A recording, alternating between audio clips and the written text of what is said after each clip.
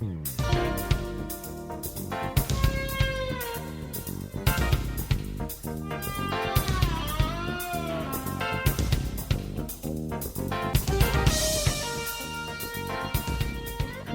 to the More Perfect Union, the podcast that offers real debate without the hate.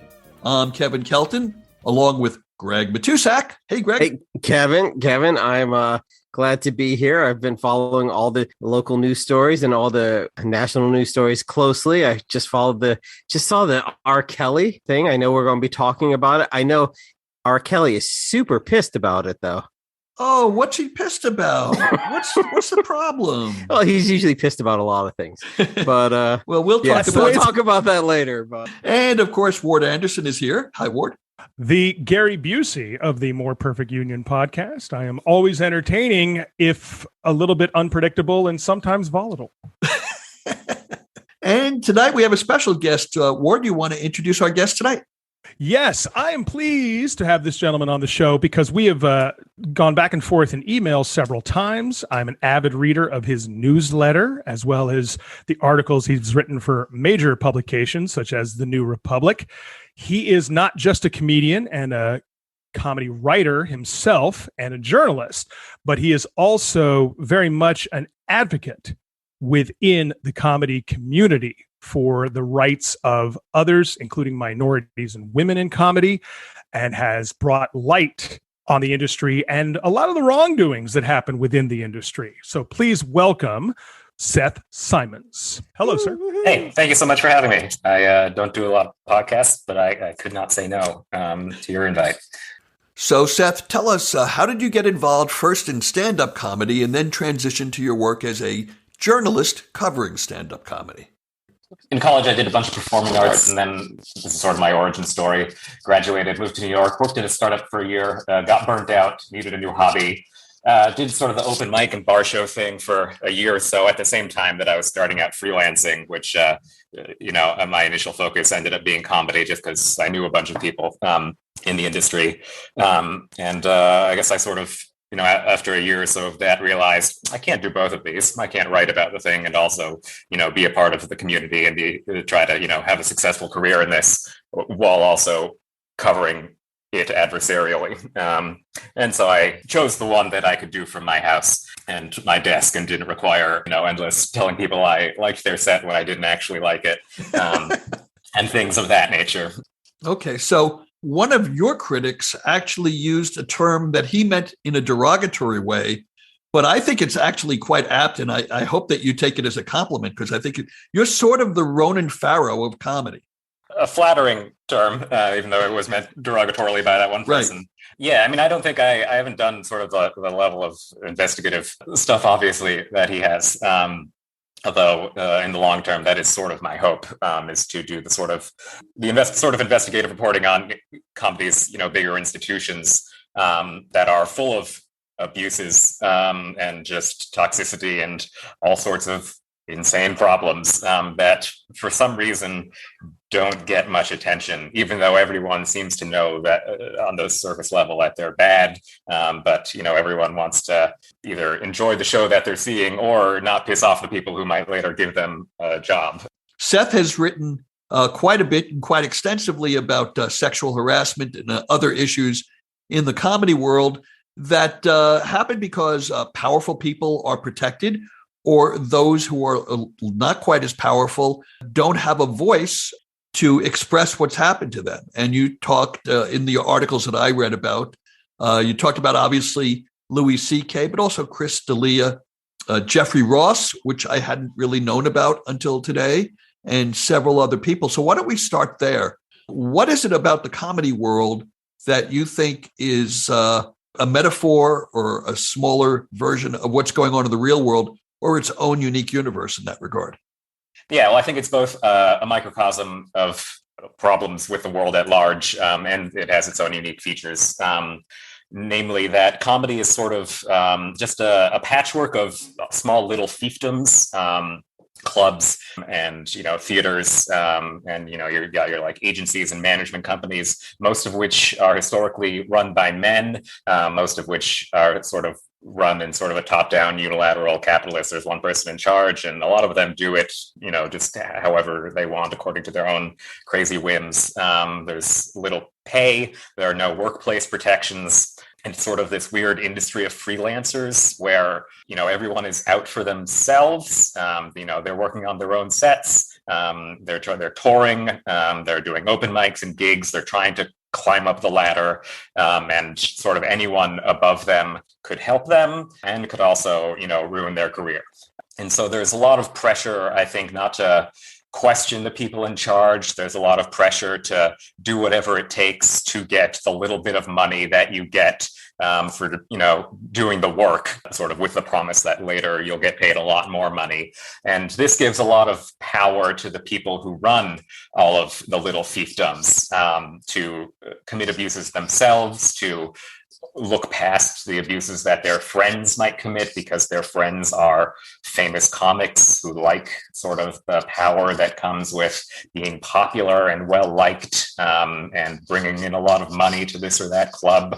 And being friends with the owners and being part of the gatekeeper community, right? Exactly. Yeah, I think when you talk about fiefdoms, for our audience, we should clarify that in many regards, that would be a nightclub or a club owner. Mm-hmm. Sometimes it's an agency. Sometimes it's a comedy festival and the person who runs that. And sometimes it's just comedians who are their own little fraternity who tend to protect each other. Sometimes, again, in a well-meaning way, and sometimes just outright cronyism. Yeah, and so we've seen, in comedy, its own, little version of the Me Too movement, where it sort of started with Louis C.K. And other people that followed who were outed as, using their fame and their power and the status that comes with it to, abuse other people, younger comics, fans, and after they got exposed, we're now seeing, what I think we're going to see happen in the world at large, if we haven't already, is, them just powering through it, coming right back to work after maybe disappearing for a little bit, and their fans who, for some reason in comedy, this is what I think is unique about comedy, is the sort of parasocial relationships that audiences form with comedians, where, they identify very strongly with the comedians they love, and they don't want anything bad to happen to them. They don't, they feel this instinctive defensiveness against the comedian losing, anything because someone said something happened years ago.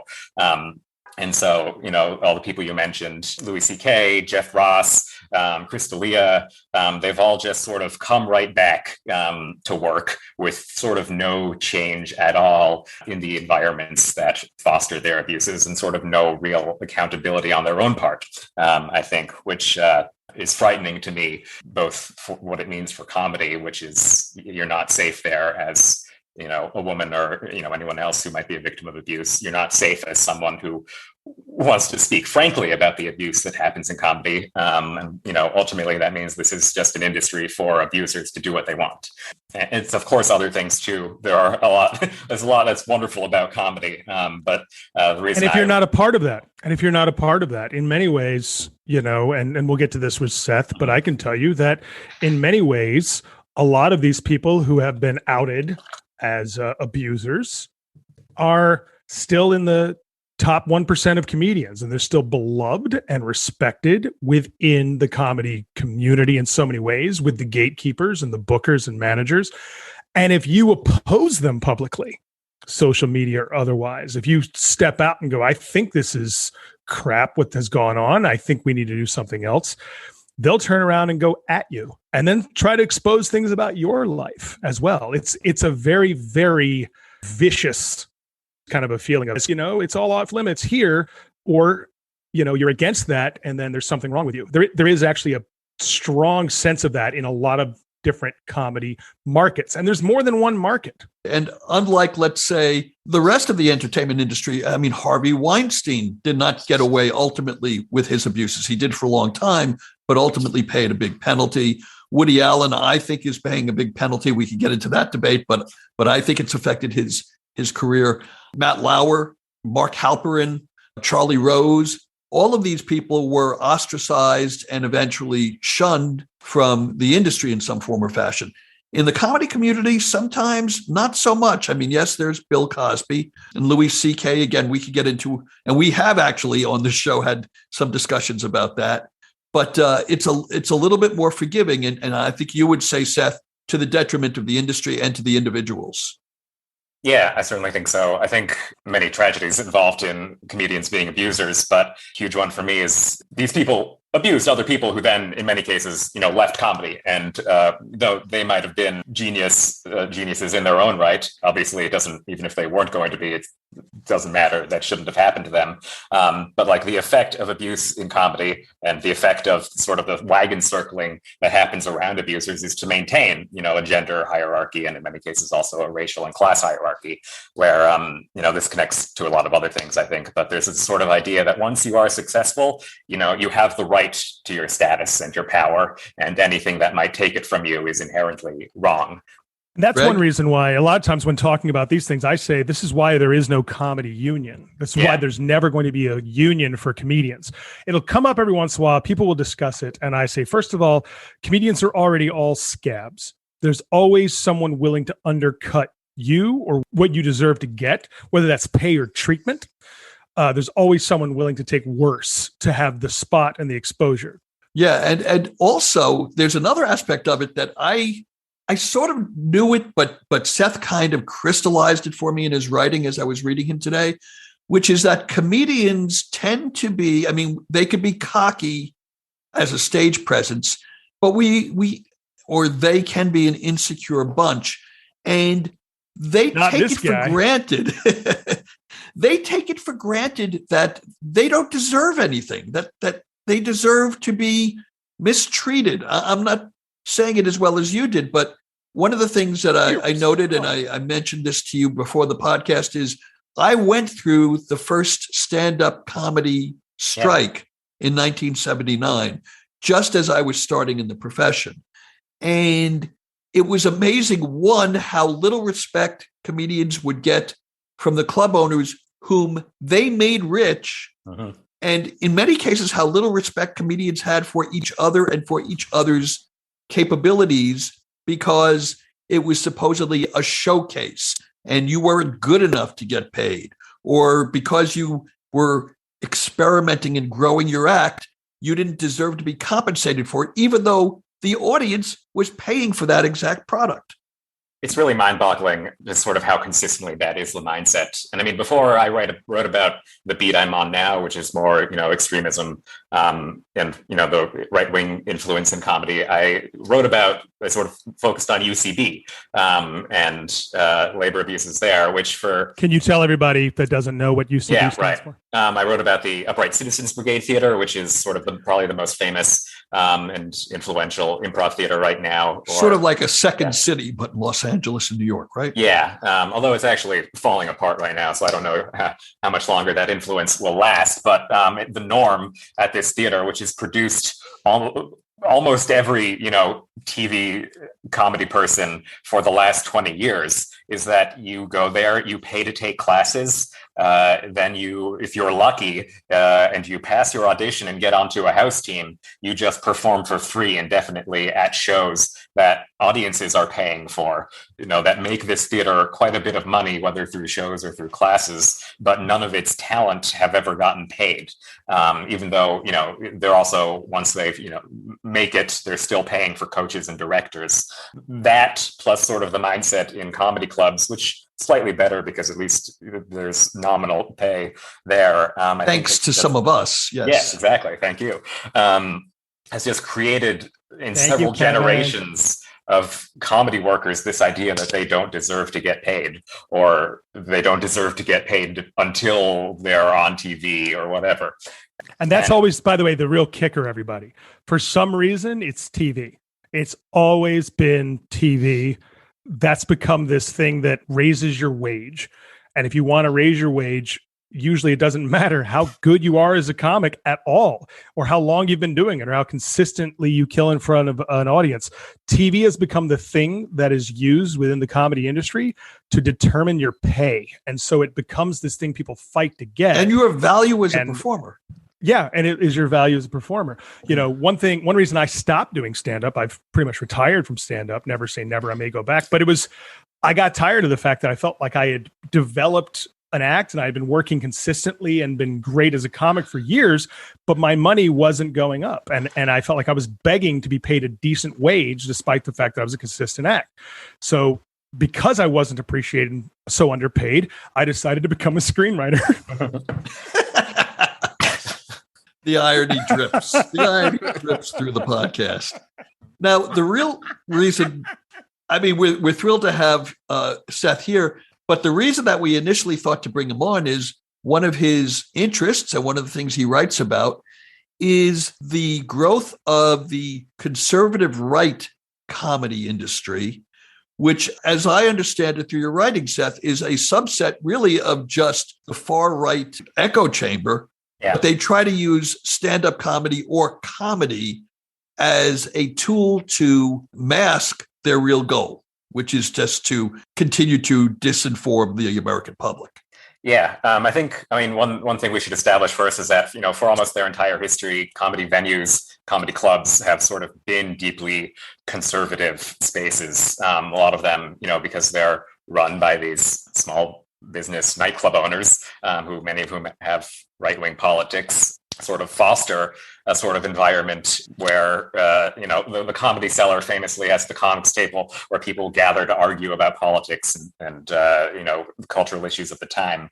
I mean, that club was founded and run for years by, you know, just Manny Borman, a sort of conservative Zionist who hosts these raucous debates about Israel and Palestine, and get into fights with Greg Giraldo about Israel, or Giraldo, you know, Giraldo, sorry. And they're also, you know, comedy has been really racist for most of its history. You know, the stereotype of the comedy club as a space where white people go up and tell jokes about other races and about women is accurate, really. And, you know, over decades that has cultivated audiences that come because they like that, which then means that the type of comics who pass because the audiences laugh at them are comics who do that. And so there is this huge strain of racist, sexist comedy that for years, I think the going defense of it has been, it's free speech. This is edgy. You know, comics need the right to take risks and to say stuff that might offend you. And of course, they do deserve those things. But that line has, I think, for a long time been cover for people to just go up and say horribly racist shit. At the same time, pivoting specifically towards the comedy industry as an incubator for the far right, in New York in the mid-2010s, Gavin McInnes, who founded the Proud Boys, hosted a podcast on a podcast network called Compound Media, which was founded by a shock jock named Anthony Cumia, who got fired because of how racist he was. And, you know, Gavin, while on this podcast network, just hosting his show, I think 4 days a week, where he complained about wokeness and so forth and so on, and would have like a steady stream of local New York comics coming through and guesting and being exposed to him and his ideas. He founded the Proud Boys on that network. He founded the Proud Boys on a network that at the time, pretty much everyone who was anyone in the New York stand-up scene would go on at some point.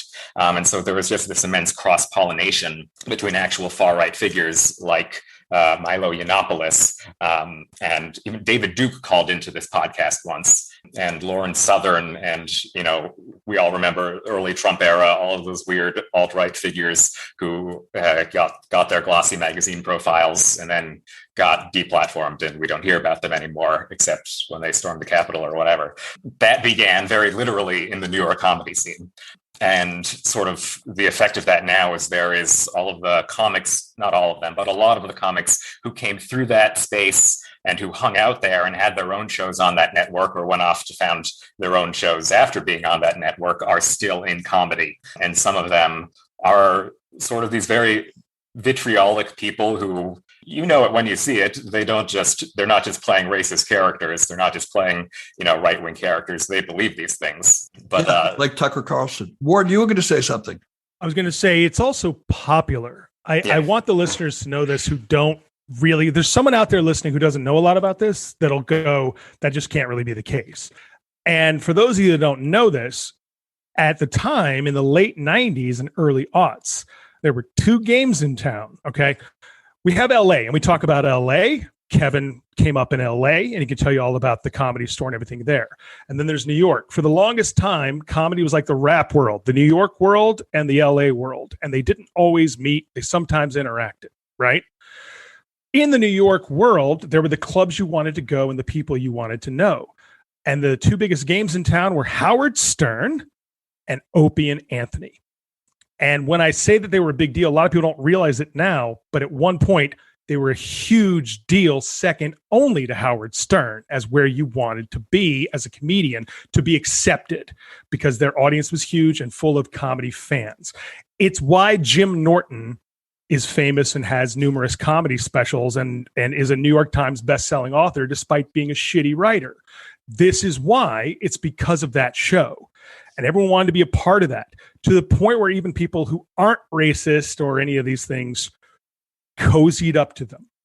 And if you want to know what it's like, what that whole thing was like, go and find old episodes. It's the easiest thing to do. Go find old episodes of Tough Crowd with Colin Quinn. If you watch Tough Crowd with Colin Quinn from Comedy Central, that entire cast was essentially friends of Opie and Anthony, just rotating every single episode with a extra person here and there. But it was that group of people. And you'll begin to see after a while, they all think alike. They all have the same kind of comedy style. They're all kind of mean-spirited and cringy and edgy. And it is a lot of white guys bitching to each other about what the fuck is wrong with everybody but us. I'm not saying whether it's funny or not. That's subjective. And I'm not going to tell you whether you should find it funny or not. I'm just telling you, you'll see it. That's what it is. Yeah. It blows my mind sometimes just to think about how long it's been percolating. And I think not great myself yet at articulating exactly those forces that you just described, but it really is just, it's been there for so long and right out in the open. And it's all happened under the guise of free speech and edgy comedy. And I'm glad you said that. Cringe. They called it cringe comedy. Right. And I'm glad you said that, you're not, it's a separate issue whether it's funny or not. Because I think one of the, I write about this a lot. I think one of the, ways people get away with this shit in comedy, or, how they sort of slide under the radar with what are legitimate far-right politics is there's sort of this attitude that if it's funny, it's therefore good. People are laughing at it, nothing more to think about it. And I sort of categorize this as sort of the aesthetic counterpart of what we were talking about earlier, where comedians are taught to devalue their own labor and their own, worth as workers. Is on the other side, I think there's this intense cult of just sort of anti-intellectualism around comedy itself and the power of jokes, and which are speech, which are people going on stage and saying their ideas. The thing that sort of happens is the conversation around comedy traditionally stops as, is it funny or not? Well, okay, it's funny. So that's, all there is to say about it. Mm-hmm. Great point about, is it funny? But then take like the half-hour news hour in 2007. This was a Fox show that was not funny. Okay. Take Jesse Waters, take Steven Crowder. These guys are notoriously not funny. Okay. And yet they've been around for 25 years, referring to themselves as conservative comedians. I mean, Jesse Waters did a whole bit on Chinatown where he pretty much made fun of, elderly Asian people, horribly racist, while playing Kung Fu Fighting in the background. And then laughed at him. And, and he was like, I can't understand a word these people are saying. And through the whole thing, nothing was funny about that. I mean, it was horrific. And, and he just laughed in their faces. Nothing's funny about, and Steven Crowder is just pitiful. I mean, I don't know anyone who I know conservatives who are like, I didn't know he was a comedian. And yet, Greg, can you tell everybody? Greg, will you just tell our listeners who he is real quick? We know Steven Crowder is a. I mean, I would like to say he's a commentator on Fox News, but he refers to himself as a comedian, and he's very smug. I think he's part of the. Is he still part of the Five? Don't know. What's the Five?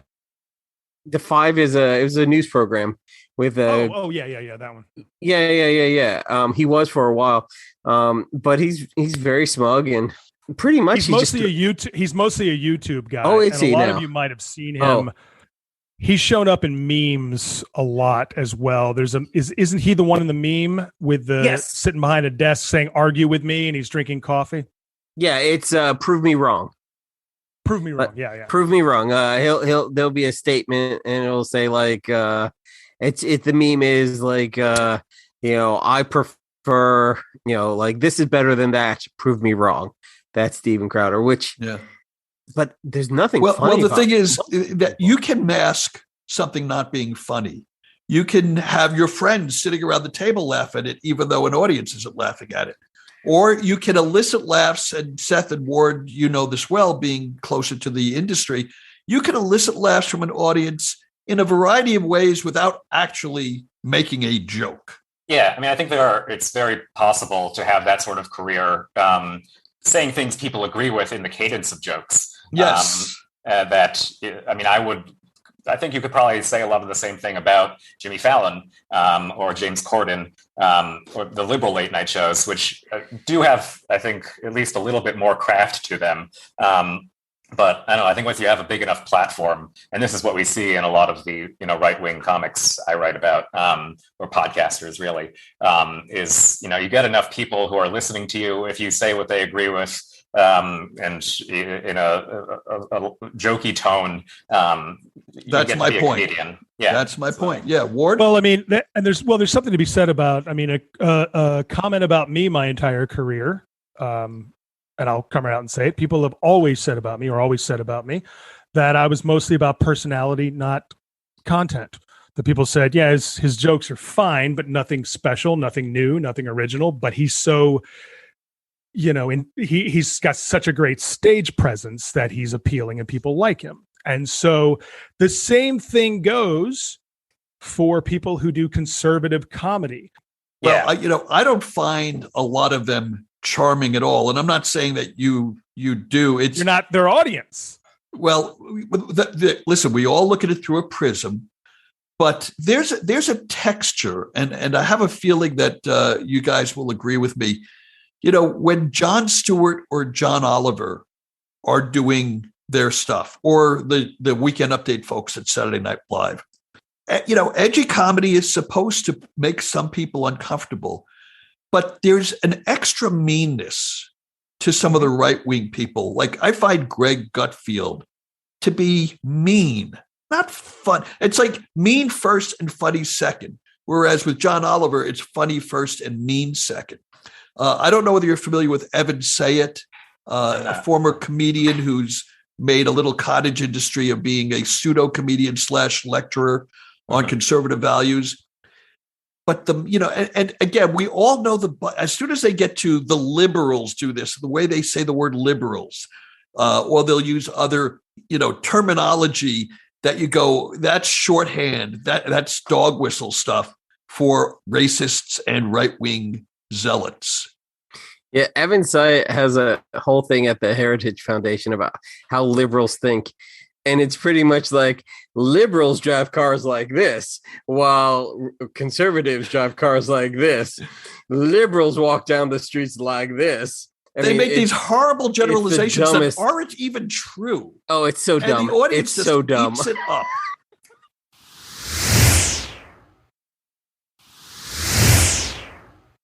I also have to interject this real quick. I do want to say this. There is something to be said at different times in our lives, in our businesses or whatever. There is something to be said about lighten up. It's just comedy. Yeah, absolutely. That is a valid thing to say in certain circumstances.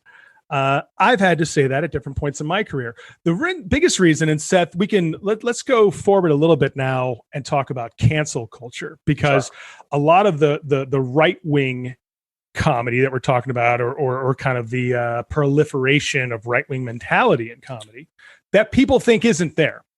A lot of that surfaces in the form of people complaining about cancel culture. And that's an interesting thing to me, because it feels like people in comedy and entertainment get fired all the time. But it's only over the past 4 years or 5 years or so that people have started to get outraged, as if it's not always been that way. Yeah. So what do you, well, hold on. I just want to know, Seth, what do you think about that? Because you've studied and looked back on it. Kevin looks at it from the point of view of someone who came up in the height of it, in the heyday, and then of course moved into writing and television writing and all that. I look at it from experience coming up during the last days of the road comic, is what I'll say. The last days of road comedy, because that's really what I was. All right. And you, as a journalist and I mean, almost like a historian of comedy and everything, what do you think about what I'm saying about this, talking about cancel culture? Because I can go back throughout history and find examples of canceled comedians that didn't get this kind of pushback. Fatty Arbuckle was canceled in the 1920s. So for a crime he never committed, by the way. I just want to say he never actually committed. Charlie Chaplin was canceled. So it's got a long history. Go ahead. Yeah. For a crime he did commit. Yeah. I guess I would just say, first, it's worth distinguishing that at least when we talk about comedy, there are, two strains of quote unquote cancel culture. There's people getting canceled for being sex predators and hurting people allegedly, and there's the people who get canceled for having racist jokes or sexist jokes or what have you that go viral, and then people complain about them. Well, really, in both cases, the dynamic that happens is, the reason it's different than what you've experienced and what you just described is the power, the source of the cancellation has shifted from, the singular gatekeepers who are just like, oh, I don't like this left-wing comic, I'm not going to book them. Oh, I don't like this person who's playing at Bud Dwyer's club, so I'm not going to book him at my club. On those, I'm sorry, I just have to interrupt real quick to say that Bud Dwyer is a politician that killed himself on television. I'm thinking of Bud Friedman. Yes. Oh, really? I didn't catch that. Okay. How did Bud Friedman come into this? Bud Friedman's that makes sense. Guy. Bud Dwyer's the guy that killed himself on the air during a press conference. Okay, bad, everyone. Oh, God. Well, I think you made an excellent distinction, Seth, if I understood you correctly, that on some level we should distinguish between cancel culture based on behaviors, especially those that demean or harm another human being, versus cancel culture because a certain comedy writer tweeted a questionable joke about Barron Trump. Right.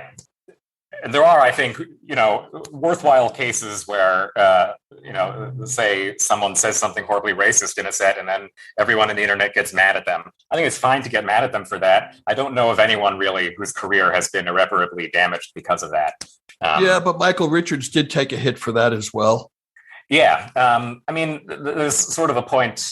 Yes, there are cases of the thing that I just said. There aren't many cases of it. But I don't think it's a meaningfully new phenomenon. I think it's fairly normal and reasonable for people to lose opportunities for saying extremely racist shit, especially if their job is to say stuff. And I'm going back to some of the stuff that I read of yours today. Obviously, I haven't read all of your work, but I tried to read a variety of it.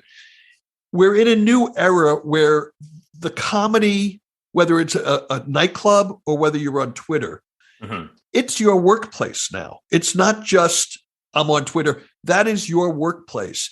And while comedians or people in comedy should get some elasticity because of the nature of their work, we have to redefine it. It can't be just anything goes anymore. Yeah. Because that mentality has gone away forever. When I did come up, and I don't like to think that I was in the golden era of anything, but the 80s and 90s did have a different sensibility. Comedy rooms were much harsher. Writing rooms on television shows, there was more experimentation. People forget that Richard Pryor cut his teeth using the N-word. Now, we could get into all sorts of things, all sorts of discussions about when that's appropriate, if it's ever appropriate, the difference in time, the difference in the message behind the use of the word. But I'm not sure that his act could work today. Chappelle does it, but not quite the way Pryor did. So I think that that's a very interesting area to look at, that the comedy world now has to operate on some form as a business with at least certain bounds of good taste and discretion. Yeah. Well, I think part of what you're describing, and the Michael Richards thing is a good early example of this, is that now, the comics audience isn't just the people in the club. It is the internet. It's, you say something in a club, it will end up on the internet. It wouldn't in the 80s or 90s. Yeah. And I just want to say this about Michael Richards. I've said it on the show in the past, but you probably haven't heard it. I have a theory because I worked with Michael, and the man I knew was not only not racist, his best friend was one of the Black performers on our show. I'll get to you in a second. Can we say real quick that I just want to say Kevin was a writer on the TV show Fridays. Yeah, where I worked with Michael. And now a classic comedy sketch show. And I also used to see him perform in the clubs regularly, where he had 2 or 3 characters that were sort of like Kramer, but much more intense. Yeah. That he would do like an Andy Kaufman character. He would go into them and commit to them wholeheartedly. And while I was not at I think it was the Laugh Factory, while I was not there the night that this infamous incident occurred, I'd be willing to bet that Michael was in character when he said those things, that he wasn't yelling at a Black person the things that he not allegedly said, that he clearly said. Yeah. I believe he was in character and didn't really mean them. That's not to say that he didn't do something incredibly wrong, but it's a different context. I just want to say, I have one of my best friends was actually backstage when that happened. Oh, okay. And for those that want to know, if those who maybe don't remember, whatever, Michael Richards was on stage at the Laugh Factory, and he was doing his stand-up bit. A couple of men were talking too loudly, and he went off on them. And then they went back and forth a little bit, and then he said the N-word. And then as part of that, the audience went, ooh, and he went, ooh, it shocks you, doesn't it? But it's just a word. And then he started screaming it and all. And here's what I've always said. Kevin talks about how he knew and worked with the man, and he's not racist. If you meet anybody that knows the man who knew and worked with him, they'll say he's not racist. I've never met him. I'm not going to take a stand on that. I had a friend that said he walked off stage with no clue whatsoever that was ever going to do anything to his career. He walked off stage, looked at people and said, weird crowd, huh? Now, it became shocking and the video went out there everywhere. But I've always maintained that despite the fact he was at that point a rich and famous actor who had played Kramer on Seinfeld, he hadn't toured as a comedian in ever. Or at least in years and years. And he was getting more into comedy and doing stand-up. And a lot of comedians do not know how to improvise. Even famous comedians with amazing writing skills do not know how to react when there's a heckler, someone talking in the audience or whatever. And sometimes you can tell a newer comic with that or someone who's not used to it. They go for the shock and they go for this is going to grab you, and it gets the attention back from the heckler. It freaks everybody out, and you end up being able to take back control of the show. But that's what people think. They often screw it all up. And if you watch that clip of Michael Richards losing it, he says in it several times, it's just a word. It's just a word. He's flailing. And it's you can see when he's doing that. I've always said more than racism, what you see there is a guy exposed on stage who's vulnerable, who's flailing, who's reaching for everything he can to keep control of that. He did it wrong, but that's what happened. And he's not the only comic to do that. I'm not defending him. And I don't know if he's racist or not. I've never met him. But I can tell you that everyone I know that has met him says he's not. And so I, just as a comic, go, this to me was a guy that thought he was going to do this edgy kind of save the moment thing with, I'm going to talk about how it's just a word and there are no bad words and all that. But then he also couldn't quite establish that. And so he was paddling. He was flailing. Yeah. Yeah. A couple things on that. One, if we think and talk about racism as something you do rather than something you are, then I think it becomes easier to have a conversation about this stuff without getting bogged down in defining the individual. Yeah. Two, touche. I think a lot of sort of what is new about the phenomenon that's happening now is, society has made strides, progressive strides. The younger generations have a lower tolerance for, what their predecessors would have tolerated in those contexts. And so we're seeing, a backlash to those from an art form that is, as we discussed earlier, sort of historically a very white spaces, very sort of racist spaces, or at least spaces that had a higher tolerance for that sort of shock jock humor, which I think was often racist. And by the way, he was doing that. He was doing that at the height of that. Yeah, that was the height of shock jock humor. Right, and because for most of comedy's history, comedians would not be exposed to people who would have a problem with that, and who would have told them, actually, that's a bad thing that does harm when you say it. So I think a large part of comedy's culture revolves around this sort of reflexive defensiveness towards criticism, because it's supposed to be a space where you can say whatever you want and maybe you fuck up. And again, I think it is very important for comedians to have leeway to take risks, but also, the nature of risks is that sometimes you do fuck up and piss a lot of people off, and I think you have to accept those consequences. I agree. Now, I want to turn back to, I started to get into it and then we went off. Seth, you know a little bit about my background. You know that I've lived through some of the things that you've written about. Do you have any questions for me? Yeah, I guess I was just be curious in a general sense, what was your experience of the Comedy Store strike? Well, so I got to LA in the summer of 78, started doing stand-up informally then. I had not become a regular by the time the strike had happened, but I had enough friends in the Comedy Store environment in the world and was tied in enough that I had my opinions. And my opinion was that the strike was worthy and that comedians should support it and not cross the picket line. So I didn't pick it because I wasn't officially a regular, but I was out there almost every night with them in support. And, I saw the people that crossed the line, and I saw the arguments, and some of them were ugly and some of them were civil. Argus was very civil. Argus Hamilton was very civil in the way he handled it.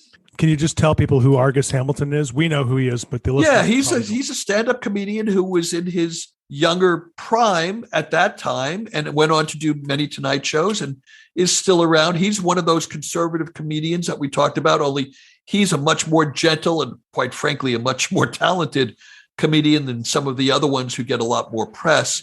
But he was one of Mitzi's chosen few. Yeah. I'm not going to speak out of hand about how close they were. I'll leave that to the imagination of others. Hold on. That's not a secret, though. I don't speak about those things. It's not for me to say.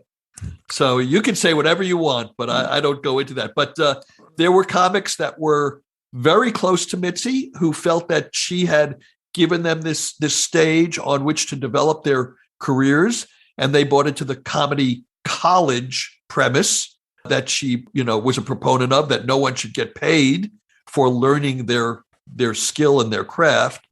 But then the rest of us, and there were 100 to 150 comics who were part of a very informal union at that time, who believed that the comics should get paid something. And one of the things that I noted today in one of your articles, you talked about how someone, I think you said this, it happened in the early 2000s in New York, that someone had proposed giving cab money to the comics.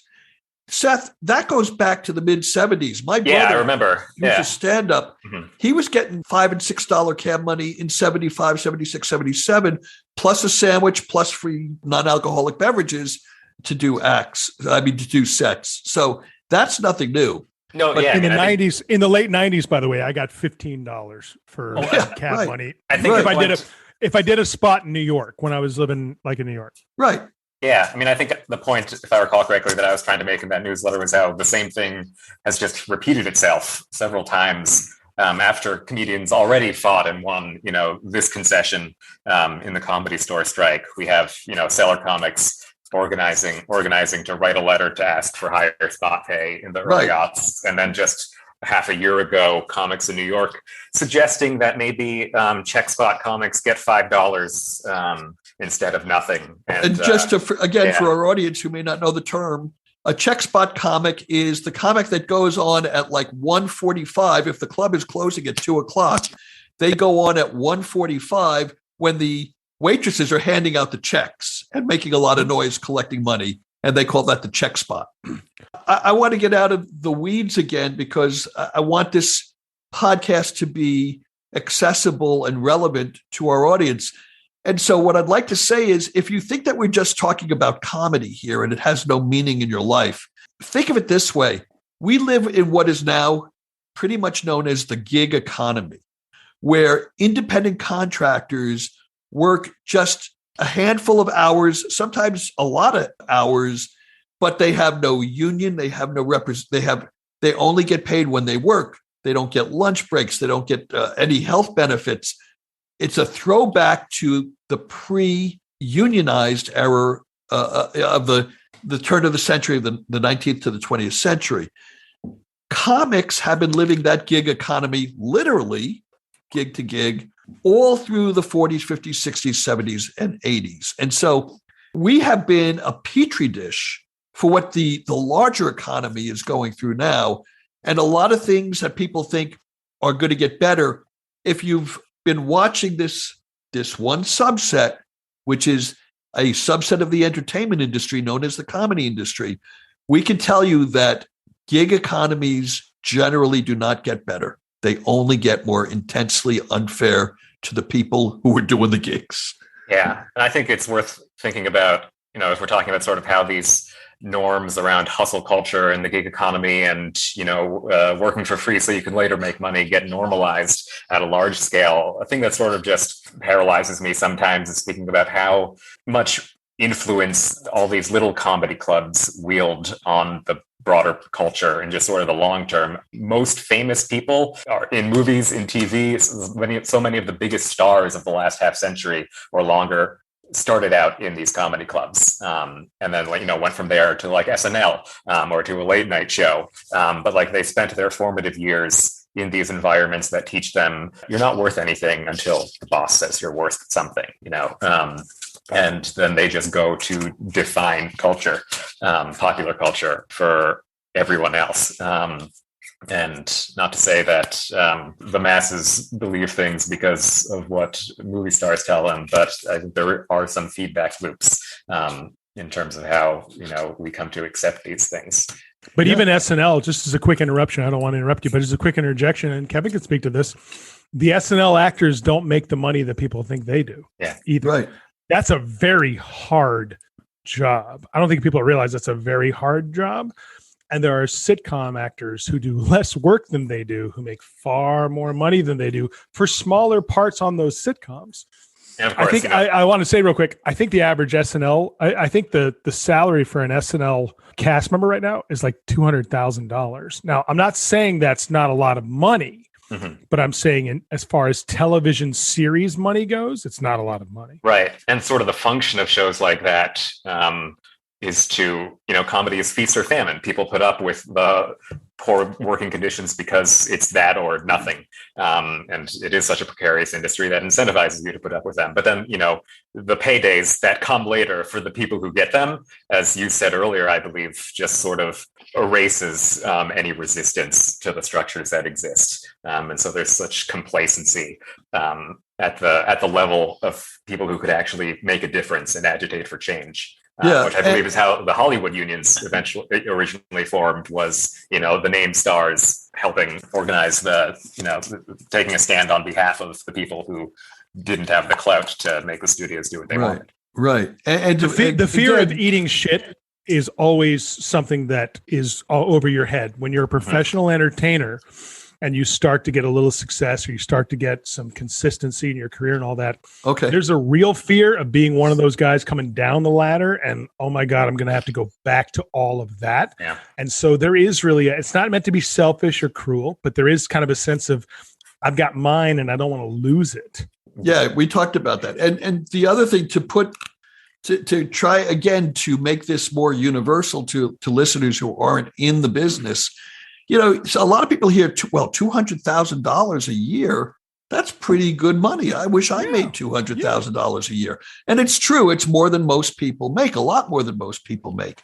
But to put it into some context, Willie Mays was making $200,000 a year in like 1970 when he was playing Major League Baseball. Today, if you had a Major League Baseball player or any professional athlete who's making less than $750 to $1 million to $1.2 million, you think that they're low paid. Most of them are making 5, 10, 20 million on long-term contracts. So to have the cast members of Saturday Night Live, which is one of the most important shows on television and in many ways an important part of our culture, to have them only making 10 grand an episode, 20 episodes, there's your 200,000.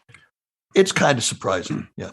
Yeah. And they're also writers. They're not just cast members. If they're writers, they make a separate writing fee. So that pads their income a little bit. And the long-term effect of the unpaid and underpaid labor at the ground floor is, as with internships in media and journalism, is, the people who can afford to get into the industry are people who are already independently wealthy and or have connections. And so then you end up with, these shows that are full of people who it doesn't matter to them that they're not making that much money at SNL or what have you, because they're rich, they're already elite, and these are the perspectives that are, getting onto popular comedy. I'm not sure I'm going to agree with that. I've known my fair share of performers on that show and on other television shows. A very, very, very small wedge of them come from rich families. Okay, well, we could talk about this topic for hours because the three of us are just comedy nerds. But Seth, I want to thank you once again. The site is humorism.xyz, where Seth writes articles about this topic, many avenues that look into the entertainment world. It's really interesting reading. He really is creating a niche for himself as an entertainment journalist that stands apart from a lot of the other stuff I've read. And I really recommend it highly to our listeners. Thank you. And I'll say, I do try to respond to emails that I get from readers. If you think I'm wrong about anything, let me know. I love to engage.